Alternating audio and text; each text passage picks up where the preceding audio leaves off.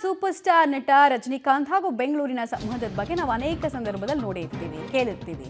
Bengaluru high school ದಿನದ ನೆನಪುಗಳನ್ನ ತಲೈವ ಮೆಲುಕು ಹಾಕಿದ್ದಾರೆ. ಎಪಿಎಸ್ ಸ್ಕೂಲ್ ದಿನಗಳನ್ನ ರಜನಿಕಾಂತ್ ಅವರು ನೆನೆಸಿಕೊಂಡಿದ್ದಾರೆ. ಶಾಲಾ ದಿನಗಳು ಹೇಗಿತ್ತು ಅಂತ.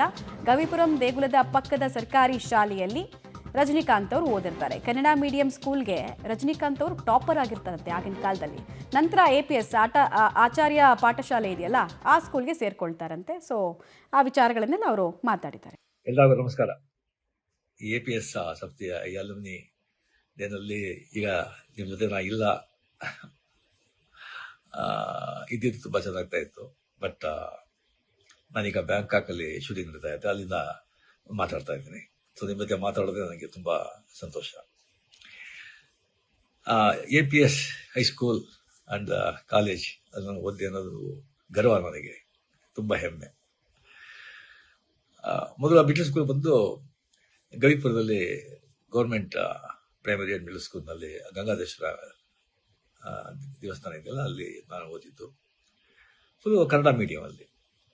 ಸೊ ನಾನೇ ಬಂದು ಕ್ಲಾಸ್ಲೇ ಫಸ್ಟು, ತುಂಬ ಚೆನ್ನಾಗಿ ಓದ್ತಾ ಇದ್ದೆ, ಬ್ರೈಟ್ ಸ್ಟೂಡೆಂಟ್. ಕ್ಲಾಸ್ ನಾನೇ ಮಾನಿಟರು. ಆ್ಯಂಡ್ ಮಿಡ್ಲ್ ಸ್ಕೂಲ್ನಲ್ಲಿ ಬಂದು 98% ನಾನು ಬಂದು ಪಾಸ್ ಮಾಡಿದ್ದು. ಸೊ ಒಳ್ಳೆ ಮಾರ್ಕ್ ಇದೆ ಅಂತ ಹೇಳ್ಬಿಟ್ಟು ಆಗ ಅಲ್ಲೇ ದೊಡ್ಡ ಸ್ಕೂಲ್ ಅಂದರೆ ನಮ್ಮ national high school and college and ನಮ್ಮ ಎಪಿಎಸ್